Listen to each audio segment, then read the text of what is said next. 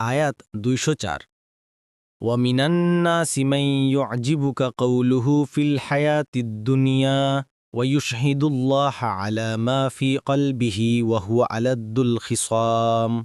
অনুবাদ: আর মানুষের মধ্যে এমন ব্যক্তি আছে পার্থিব জীবনে যার কথাবার্তা আপনাকে চমৎকৃত করে এবং তার অন্তরে যা আছে সে সম্বন্ধে আল্লাহকে সাক্ষী রাখে। প্রকৃতপক্ষে সে ভীষণ কলহপ্রিয়।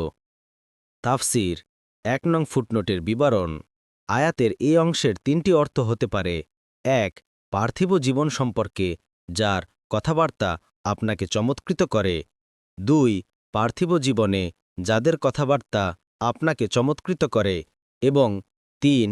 পার্থিব জীবনে আপনি চমৎকৃত হন তাদের কথাবার্তায়।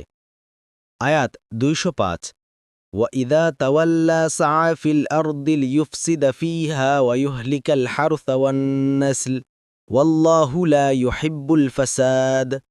অনুবাদ: আর যখন সে প্রস্থান করে তখন সে জমিনে অশান্তি সৃষ্টি এবং শস্যক্ষেত্র ও প্রাণী ধ্বংসের চেষ্টা করে, আর আল্লাহ ফাসাদ ভালোবাসেন না।